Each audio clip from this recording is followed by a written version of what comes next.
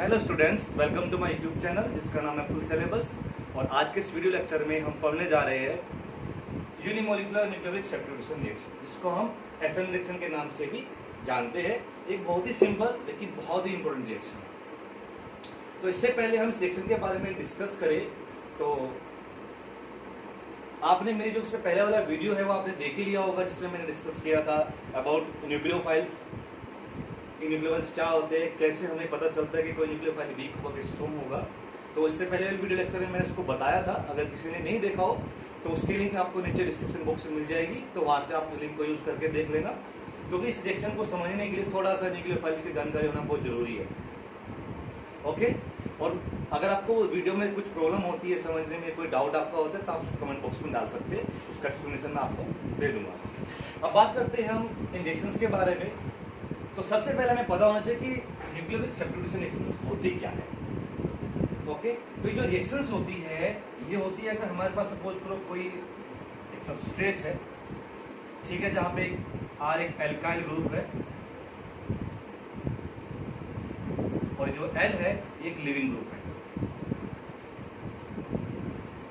अगर हम इस सबस्ट्रेट की रिएक्शन किसी न्यूक्लियोफाइल से कराते हैं, ठीक है, और ये न्यूक्लियोफाइल इस लिविंग ग्रुप को यहाँ से रिप्लेस कर दे, यहाँ देखिए ये न्यूक्लियोफाइल जो है इस R ग्रुप पर अटैक करके इस L को यहाँ से बाहर के निकाल दे और इसको सब्स्टिट्यूट कर दे, इसको हटा दे, तो इसको हम बोलते हैं न्यूक्लियोफिलिक सब्स्टिट्यूशन रिएक्शन। इस रिएक्शन में आप देखोगे इस न्यूक्लियोफाइल ने इस L ग्रुप को यहाँ से निकाल दिया, इसको रिप्लेस कर दिया, इसको सब्स्टिट्यूट कर दिया है, इसलिए हम इसको बोलते हैं न्यूक्लियोफिलिक सब्स्टिट्यूशन रिएक्शन।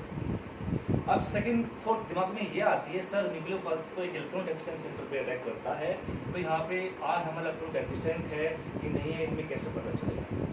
तो उसको पता लगाने के लिए आपको थोड़ा सा लिविंग ग्रुप के बारे में पता होना बहुत जरूरी है कि जो लिविंग ग्रुप हमारा है ये क्या क्या हो सकते हैं। अब ये जो लिविंग ग्रुप है, जो हमारा L है, ये क्या हो सकता है? ये कोई हैलोजन हो सकता है,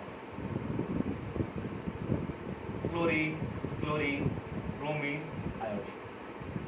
ये कोई एल्कोक्सी ग्रुप हो सकता है, ये कोई एस्टर ग्रुप हो सकता है, ये कोई इस टाइप का एमीन ग्रुप हो सकता है, या ये कोई टोसाइल ग्रुप हो सकता है, या ओ बेंजाइल ग्रुप हो सकता है। ये लिविंग ग्रुप हमारा कोई भी हो सकता है। अगर आप, और ये जो हमारे R है, ये मैंने लिखा है कोई एल्काइल ग्रुप हो सकता है, लाइक मिथाइल हो जाए, प्रोपाइल हो जाए, कोई भी ग्रुप हो सकता है, छोटा ग्रुप हो सकता है, बड़ा ग्रुप हो सकता है। दैट मीन्स कि इस R में एक कार्बन है, जिस कार्बन पे लिविंग ग्रुप लगा होता है, जैसे कि मैं आपको यहाँ पे दिखाता हूँ। ये मान लो, ये एग्जांपल ले लेते हैं क्लोरोमीथेन। ये हमारा ये सबस्ट्रेट है, Rl जो है ये है। जो हमारा क्लोरीन एटम होता है वो कार्बन से और इलेक्ट्रोनेगेटिव होता है, जिसकी वजह से इसके ऊपर पार्शियल नेगेटिव चार्ज आता है, इसके ऊपर पार्शियल पॉजिटिव चार्ज आता है। लो जी, हमारा इलेक्ट्रोफिलिक सेंटर क्रिएट हो गया है, जो हमें चाहिए था। अब हमारा जब इलेक्ट्रोफिलिक सेंटर क्रिएट हो गया है तो हमारा न्यूक्लियोफाइल आराम से जाके इस पर अटैक कर सकता है, क्योंकि न्यूक्लियोफाइल कहाँ अटैक करता है? जहाँ पे इलेक्ट्रॉन की कमी हो, और यहाँ से इस ग्रुप को यहाँ से निकाल देगा सेल, और जो आपको एक नया कंपाउंड देगा वो इस तरह का दिखेगा, and then you will get minus. तो इस रिएक्शन को हम बोलते हैं न्यूक्लियोफिलिक सब्स्टिट्यूशन रिएक्शन, जहाँ पे एक न्यूक्लियोफाइल लिविंग ग्रुप को रिप्लेस करके खुद एक एल्काइल ग्रुप से, एल्काइल चेन से अटैच हो जाता है। ठीक है, अब बात करेंगे हम SN1 रिएक्शन के बारे में। ये जो SN1 रिएक्शन है ये भी एक टाइप की न्यूक्लियोफिलिक सब्स्टिट्यूशन रिएक्शन है, क्योंकि जो न्यूक्लियोफिलिक सब्स्टिट्यूशन रिएक्शंस है इनको मेनली 3 क्लासेस में क्लासीफाई करते हैं। एक होती है हमारी SN1 रिएक्शन, जो यहाँ पे हम डिस्कस करेंगे। एक होती है हमारी SN2 रिएक्शन, उसको सेपरेटली डिस्कस करेंगे नेक्स्ट लेक्चर में। और एक होता है हमारा SNI रिएक्शन, उसको भी हम सेपरेटली डिस्कस करेंगे। तीनों रिएक्शंस को हम सेपरेटली डिस्कस करेंगे, अच्छे से इसके कॉन्सेप्ट को क्लियर करेंगे। तो 3 टाइप की आपकी न्यूक्लियोफिलिक सब्स्टिट्यूशन रिएक्शंस होती है, और आज के इस वीडियो लेक्चर पे मैं इन तीनों में से एक, जो कि SN1 है, इसको कवर करूंगा। तो इस चीज़ को समझने के लिए आप मेरे साथ बने रहना आखिर तक का वीडियो के, तभी आपको सारे कॉन्सेप्ट, पैरामीटर्स क्लियर होंगे। ओके, तो अब आप थोड़ी देर के लिए वीडियो को पॉज करो और इसको यहाँ से नोट कर लो। ठीक है, नोट हो गया होगा सभी का। अब आगे बढ़ते हैं इसमें। अब हम बात करेंगे SN1 रिएक्शन के बारे में। तो SN1 रिएक्शन के बारे में बात करने से पहले कि किस तरह की रिएक्शन से होती है, किस तरह से रिएक्शन प्रोसीड होती है, हमें इसके बारे में कुछ पॉइंट्स जानना बहुत जरूरी है जो इस रिएक्शंस के लिए बहुत इंपॉर्टेंट है। जो पहला पॉइंट इस रिएक्शन के लिए होता है, क्योंकि हम न्यूक्लियोफाइल्स की बात कर रहे हैं, तो इस रिएक्शन को करने के लिए हमें कैसा न्यूक्लियोफाइल चाहिए? हमें स्ट्रॉन्ग न्यूक्लियोफाइल चाहिए कि हमें वीक न्यूक्लियोफाइल चाहिए? तो इस रिएक्शन को करने के लिए जो हमें न्यूक्लियोफाइल चाहिए होता है वो एक वीक न्यूक्लियोफाइल होता है। ठीक है। सेकेंड क्वेश्चन जो आता है स्ट्रॉन्ग रिएक्शन के बारे में कि हमारा जो सबस्ट्रेट है वो कैसा हो, स्मॉल हो, बल्की हो, हिंडर्ड हो। तो इस केस में एसएन रिएक्शन के केस में जो हमारा सबस्ट्रेट होता है, जहाँ पे लिविंग ग्रुप लगा होता है, इस लिविंग ग्रुप को न्यूक्लियोफाइल रिप्लेस करता है, वो जो सबस्ट्रेट होता है हमारा वो थोड़ा सा हिंडर्ड होना चाहिए, बल्की होना चाहिए। दैट इज हिंडर्ड सबस्ट्रेट जो होते हैं, जो बल्की सबस्ट्रेट जो होते हैं, जो बल्की सबस्ट्रेट होते हैं वो इस रिएक्शन को फेवर करते हैं। ठीक है। The next point for this section is that इस रिएक्शन में इंटरमीडिएट क्या बनता है, किस इंटरमीडिएट के थ्रू ये रिएक्शन प्रोसीड होती है। तो जिस रिएक्शन में इंटरमीडिएट बनता है वो एक कार्बोकेटायन इंटरमीडिएट होता है। ठीक है। नेक्स्ट चीज जो इस रिएक्शन के बारे में है, सोलवेंट के बारे में, कि सोलवेंट हमारा कैसा, किस टाइप का सोलवेंट इस रिएक्शन में यूज होता है। तो इस रिएक्शन में जो सोलवेंट होता है या जो रिएक्शन को फेवर करता है एसिड रिएक्शन को, वो होते हैं हमारे polar protic solvents. Polar protic solvents जो होते हैं वो एसिड रिएक्शन को फेवर करते हैं। तो पोलर प्रोटिक सोलवेंट क्या होते हैं? पोलर प्रोटिक सोलवेंट वे होते हैं जिनके पास H+ आयन हो, जिसको वो आराम से डोनेट कर सके, रिलीज कर सके, जैसे कि वाटर हो गया, जैसे कि इथेनॉल हो गया, जैसे कि एसिटिक एसिड हो गया। ये सब हमारे कैसे है? पोलर है और प्रोटिक सोलवेंट्स है। इनके पास, सबके पास प्रोटॉन है जिसको हम आयनाइज कर सकते हैं, इसलिए यहाँ से रिमूव कर सकते हैं। तो ये 4 पॉइंट इसके बारे में जानना बहुत जरूरी है इस रिएक्शन के बारे में। ठीक है। तो ये मैंने आपको बताया, इसको एक बार नोट कर लो अपने रेफरेंस के लिए, फिर हम आगे बढ़ते हैं। ठीक है, नोट हो गया। चलो आप बात करते हैं, आप देखते हैं कि रिएक्शन होती कैसे है और कैसी रिएक्शन दिखती है। तो इसमें हमें क्या चाहिए होता है? हमें चाहिए होता है हिंडर्ड सबस्ट्रेट, ऐसा सबस्ट्रेट जिसमें बल्की ग्रुप से थोड़ा बहुत बल्की हो। तो इसके लिए मैं एग्जांपल ले लेता हूं ये वाला ट्रांसब्यूटाइल ब्रोमाइड का मैं एग्जांपल इसके लिए लेता हूँ। एक बल्की ग्रुप है, ट्रांसब्यूटाइल ग्रुप, हिंडर्ड सबस्ट्रेट हमारा हो गया। यहाँ पे जो न्यूक्लियोफाइल है, जो मैं ले लेता हूँ लेट्स से वाटर, तो मैं न्यूक्लियोफाइल ले लेता हूँ। वाटर यहाँ पे इस रिएक्शन में सोलेंट का भी काम करेगा और न्यूक्लियोफाइल का भी काम करेगा। एक वीक न्यूक्लियोफाइल ये वाटर होता है, और यहाँ पे जो प्रोडक्ट बनेगा वो बनेगा ये वाला।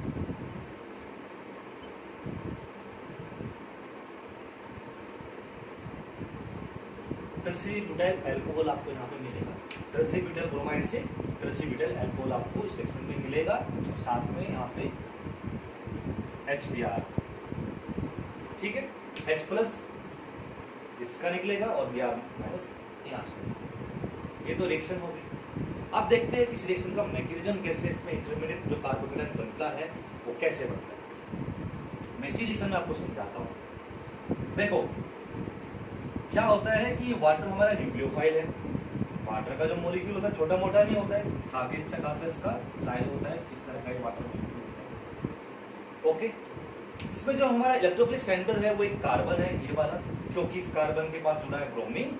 ब्रोमीन इलेक्ट्रोनेगेटिव होता है ज्यादा कार्बन से, इसके पास पार्शियल नेगेटिव चार्ज होता है, और कार्बन पे होता है पार्शियल पॉजिटिव। अब ये जो कार्बन यहाँ पे है ये हमारा इलेक्ट्रोफिलिक सेंटर है, यानी कि जिसमें हमारे इस वाटर मॉलिक्यूल को अटैक कर। ये हमारा वाटर मॉलिक्यूल है, ऑक्सीजन के पास लोन पेयर है, और पार्शियल नेगेटिव चार्ज भी इसके पास होता है, क्योंकि ऑक्सीजन की इलेक्ट्रोनेगेटिविटी होती है वो हाइड्रोजन से ज्यादा होती है।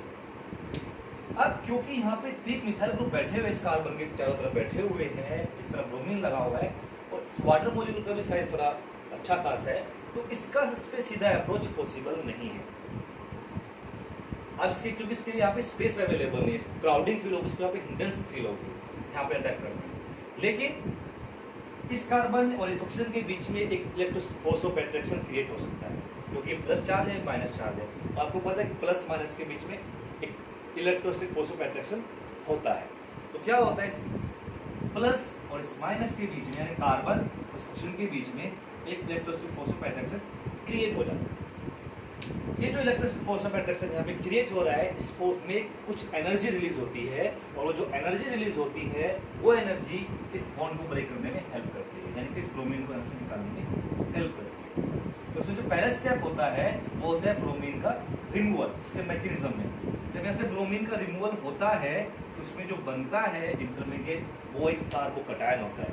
तो फिर जो ब्रोमीन निकलता है वो Br- निकलता है। दैट मीन्स कि बॉन्डिंग इलेक्ट्रॉन को ब्रोमीन अपने साथ लेके जाता है और इसके से कार्बन के पास क्या हो जाती है, इलेक्ट्रॉन की डेफिशिएंसी, और वहां पे आ जाता है क्या, पॉजिटिव चार्ज। तो इस केस में हमें एक इंटरमीडिएट बनता है जो कि होता है ऐसा।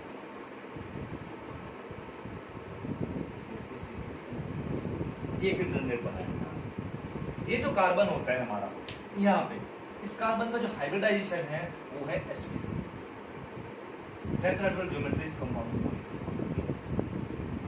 ठीक है, ये जो कार्बोकैटायन बना है इसका हाइब्रिडाइजेशन होता है कार्बन का यहाँ पे sp2। और जब किसी मॉलिक्यूल का हाइब्रिडाइजेशन sp2 होता है तो जो मॉलिक्यूल है वो होता है क्या, ट्राइगोनल प्लेनर। दैट मींस कि जो कार्बोकैटायन है हमारा एक प्लेनर मॉलिक्यूल है। और अब जो हमारा न्यूक्लियोफाइल है उसके लिए यहाँ पे काफी स्पेस अवेलेबल है अटैक करने के लिए। सपोज करो ये हमारा मॉलिक्यूल है, कार्बोकैटायन बना है, प्लेन में है, तो हमारा जो न्यूक्लियोफाइल है उसके लिए upper side and lower side यानी कि अपर अटैक और बॉटम अटैक दोनों के दोनों ओपन हो जाते हैं एक कार्बोकैटायन बनने से। दैट मीन्स कि जो हमारा वाटर मॉलिक्यूल जो कि न्यूक्लियोफाइल है वो आराम से इस पे अटैक कर सकता है। उसका सीधा इस पे यहाँ पे अटैक होगा और जो मिलेगा हमें कुछ एक इस तरह का कंपाउंड यहाँ पे मिल जाएगा, OH2+। इसको थोड़ा ऐसे दिखा देते हैं। इसके बाद क्या होगा कि यहाँ पे जो Br- निकला है ये अटैक करेगा, क्योंकि यहाँ पर उनके पास प्लस चार्ज है तो प्रोटॉन यहाँ से निकालना पड़ेगा। तो क्या होगा, ये Br- जो है यहाँ से रिलीज हुआ है, ये इस प्रोटॉन पे अटैक करेगा, ये बॉन्ड इधर, एंड आपको मिल जाएगा ये अल्कोहल विद HBr। ये इसका मैकेनिज्म होता है, इसमें कार्बोकैटायन इंटरमीडिएट बनता है। ठीक है, तो इसको नोट कर लो मैकेनिज्म को। ओके, फिर हम इसके बारे में आगे बात करेंगे, पैरामीटर्स के बारे में, क्या पैरामीटर्स को इफेक्ट करते हैं, कैसे क्या होते हैं। ठीक है, नोट हो गया। चलो बात करते हैं अब आगे, इसमें इस रिएक्शन में आगे क्या पॉसिबिलिटी है। देखो, एक तो आपको चीज हमेशा ध्यान रखना है कि जहाँ पे भी कार्बोकैटायन बनता है इस रिएक्शन में तो वहाँ पे रीअरेंजमेंट होने की पॉसिबिलिटी होती है। तो इस केस में भी रीअरेंजमेंट हो सकता है। ओके, तो ये जो रीअरेंजमेंट होता है ये इस रिएक्शन का एक ड्रॉबैक है। एडवांटेज भी कह सकते हैं आप, ये सपोज करो हमें कुछ अलग बनाना हो तो मिल जाएगा, लेकिन ये सिंपली अगर हम बात करें सीधी सीधी तो इसका ड्रॉबैक है। तो पहले बात करते हैं रीअरेंजमेंट के बारे में कि किस तरह से इसमें रीअरेंजमेंट होता है और क्यों होता है, जो कि इस रिएक्शन की एक लिमिटेशन हो जाएगी। सपोज करो मेरे पास एक ये सबस्ट्रेट है,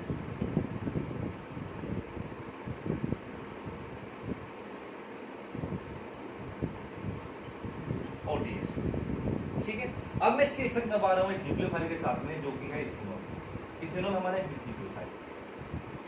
ठीक है, अब जब मैं इसमें सीधा सीधा रिएक्शन की बात करूं, SN1 रिएक्शन की बात करूं, तो मुझे पता है कि जो न्यूक्लियोफाइल है वो उस कार्बन पे अटैक करता है जहां पे लिविंग ग्रुप लगा हो।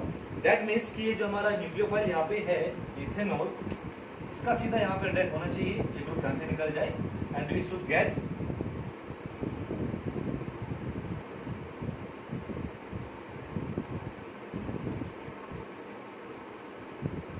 This compound. हमें एक तरह ऐसा मिलना चाहिए, लेकिन क्या एक्चुअल में ऐसा होता है?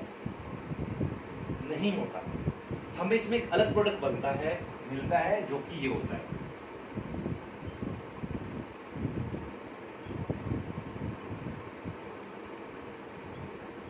इसमें ये प्रोडक्ट बनता है, मेजर प्रोडक्ट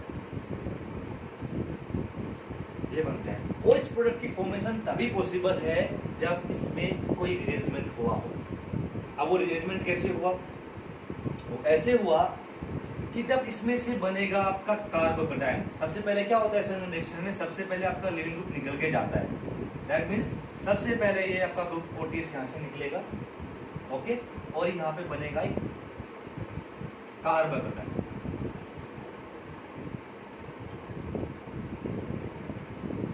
ठीक है, ये एक प्राइमरी कार्बोकेटायन है।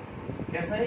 एक प्राइमरी कार्बोकेटायन। लेकिन अगर ये प्रोटॉन यहाँ से शिफ्ट होकर इस कार्बन पे चला जाए तो वहाँ पे फिर इस केस में यहाँ पे प्लस चार्ज आएगा और इसमें जो कार्बोकेटायन बनेगा टर्सरी कार्बोकेटायन होगा। दैट मीन्स कि अगर इस केस में कुछ ऐसा हो जाए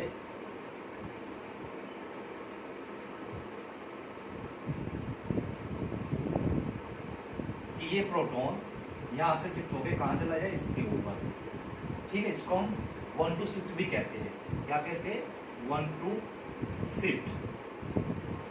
इसको या 1 to रीअरेंजमेंट भी आप बोल सकते हो, क्योंकि यहाँ पे H- का रीअरेंजमेंट हो रहा है तो इसको हम 1 to हाइड्राइड शिफ्ट भी कह देते हैं। अगर इस हाइड्रोजन की जगह कोई एल्काइल ग्रुप गया होता, मिथाइल ग्रुप गया होता, तो उसको बोलते हैं 1 to मिथाइल शिफ्ट। अब इस हाइड्रोजन के यहाँ से शिफ्ट होकर इधर जाने पे जो कार्बोकेटायन बन रहा है वो टर्सरी कार्बोकेटायन, और जो टर्सरी कार्बोकेटायन होते हैं वो ज्यादा स्टेबल होते हैं प्राइमरी कार्बोकेटायन से। दैट मीन्स कि इस रिएक्शन में ये कार्बोकेटायन की फॉर्मेशन प्रीफर ना होके इस कार्बोकेटायन की फॉर्मेशन प्रीफर होगी, और इस कार्बोकेटायन की फॉर्मेशन के बाद जब न्यूक्लियोफाइल का अटैक होगा यहाँ पे, जब हमारा न्यूक्लियोफाइल आएगा इथेनॉल, जब उसका अटैक इस कार्बोकेटायन पे होगा तो उससे हमें ये प्रोडक्ट मिलेगा, ऐसे मिलेगा आफ्टर डिप्रोटोनेशन। तो इस तरह से हमें इसमें रिलेंस प्रोडक्ट भी मिलने की पॉसिबिलिटी होती है।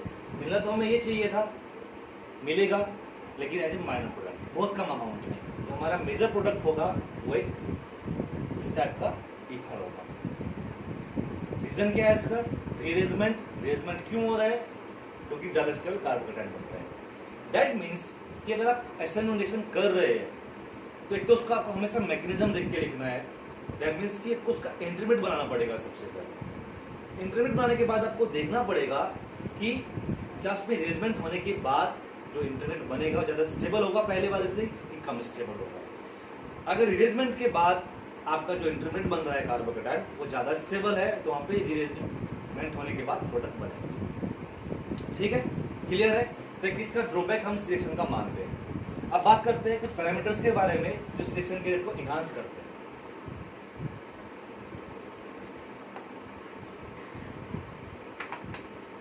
ठीक है, जो पहला पैरामीटर है वो होता है स्टेबिलिटी ऑफ इंटरमीडिएट, जो कि हमारा कार्बोकेटायन है। इसको हम ऐसे भी लिख सकते हैं साइज ऑफ सबस्ट्रेट,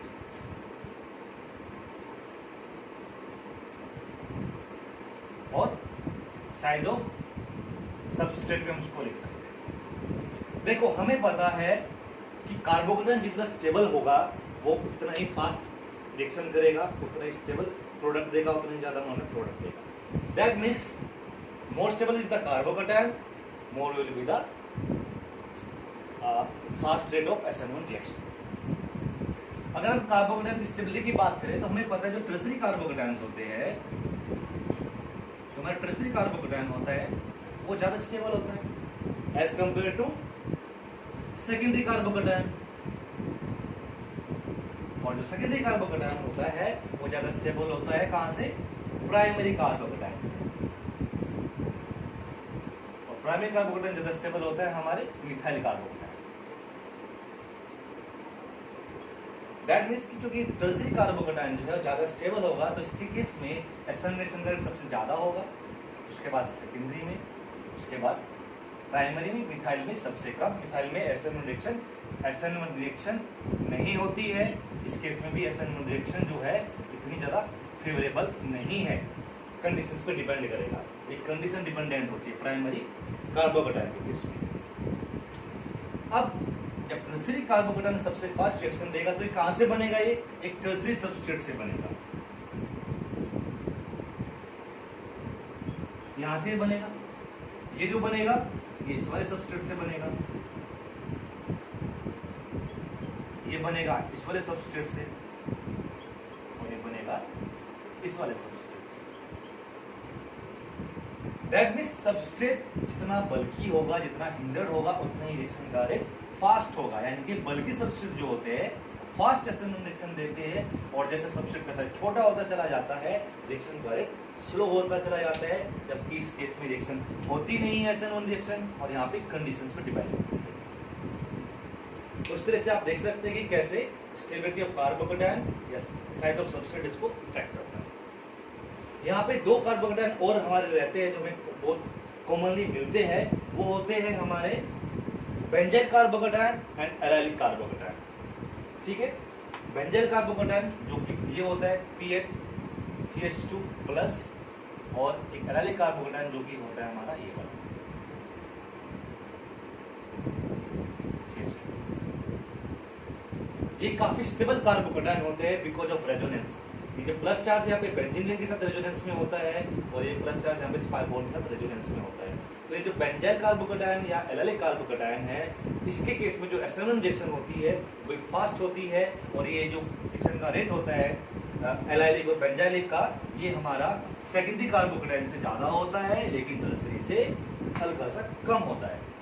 तो जो हमारा टर्सरी कार्बोकेटायन है उसका रेट सबसे ज़्यादा होता है। इसके बाद आते हैं हमारे benzyl carbocation and allylic carbocation,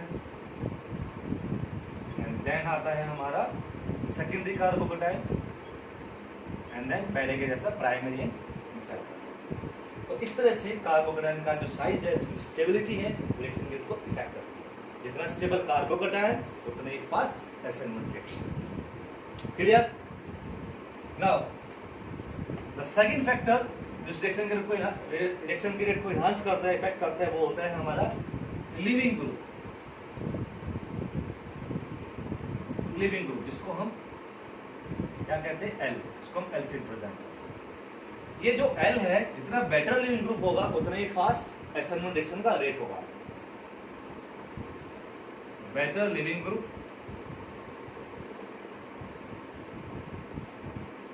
fast S N one reaction. Okay, अब हमें पता कैसे चलेगा कि लिविंग ग्रुप फास्ट अच्छा है कि नहीं है? वो डिपेंड करता है लिविंग ग्रुप की स्टेबिलिटी पे। अगर कोई लिविंग ग्रुप सबस्ट्रेट से हटके, ये जो हमारा लिविंग ग्रुप बन रहा है यहाँ पे न्यूक्लियोफाइल, अगर ये स्टेबल है तो ये अच्छा लिविंग ग्रुप, अगर स्टेबल नहीं है तो ये एक बुरा लिविंग ग्रुप है। यानी कि जैसे जैसे इसकी स्टेबिलिटी बढ़ती है वैसे वैसे इसकी लिविंग ग्रुप होने की जो टेंडेंसी वो बढ़ती है। अगर हम हेलोजेंस के बारे में बात करें, हैलाइड्स के बारे में बात करें, तो ये हमारे होते हैं F-, Cl-, Br- and I-। तो इन चारों में जो I- है वो सबसे ज़्यादा स्टेबल होता है, क्योंकि साइज ज़्यादा होने की वजह से आराम से नेगेटिव चार्ज को बियर कर सकता है। इसलिए I- जो होता है बेटर लिविंग ग्रुप है, then group Br- better living group है, देन Cl- और Cl- देन F-। ये बहुत बुरा लिविंग ग्रुप होता है, वेरी पुअर, ये बहुत पुअर लिविंग ग्रुप है। लाइकवाइज जो हमारा एसिटेट आयन होता है OAC-, ये बेटर लिविंग ग्रुप है देन I-, जो कि यहाँ पे रेजोनेंस से स्टेबलाइज होता है। तो जितना अच्छा लिविंग ग्रुप उतना ही fast SN1 reaction. Okay, now next parameter जो उस रिएक्शन के रेट को इफेक्ट करता है वो होता है solvent. Number third, solvent. Solvent के बारे में मैंने बताया था कि इसमें जो सोलवेंट यूज होता है वो होता है हमारा पोलर प्रोटिक सोलवेंट। जो हमारे पोलर प्रोटिक सोलवेंट होते हैं वो क्या करते हैं, एसएन रिएक्शन के रेट को इनहांस करते हैं, इंक्रीज करते हैं, फेवर करते हैं। अब क्वेश्चन ये आता है कि कैसे करते हैं। देखो, इस रिएक्शन में जो इंटरमीडिएट बनता है वो एक कार्बोकेटायन है C+, इसके पास होता है प्लस चार्ज। जो सोलवेंट हमारा होता है वो कैसा होता है, पोलर प्रोटिक।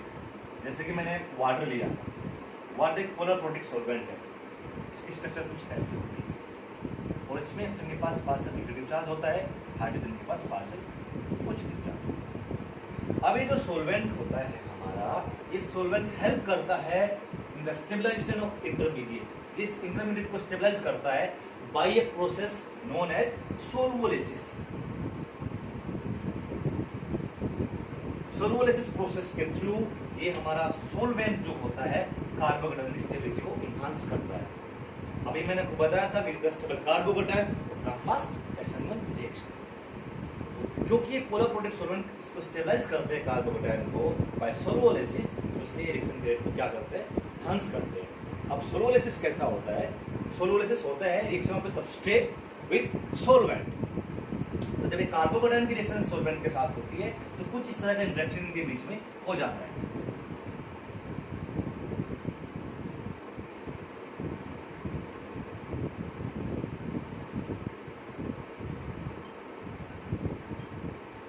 तो यहाँ पे जिनके पास पार्शियल नेगेटिव चार्ज होता है, ठीक है, हाइड्रोजन के पास पार्शियल पॉजिटिव चार्ज होता है, तो ये जो कार्बोकेटायन है इस तरह से इसका सॉल्वेशन होकर स्टेबलाइज होता है। स्टेबल हो गया तो उसका रिएक्शन रेट अपना बढ़ गया। दूसरी चीज, जो हमारा लीविंग ग्रुप यहाँ से निकल के जाता है L-, का भी स्टेबलाइजेशन होता है बाई पोलर प्रोटीन सोलवेंट। कैसे? माइनस चार्ज है इसके ऊपर, प्रोटॉन के पास क्या है, प्लस चार्ज H+। तो अब ये H+ के साथ इंटरेक्शन होता है हमारे L- का, ठीक है। यहाँ पे भी सेम वे में आप इसको दिखा सकते हैं।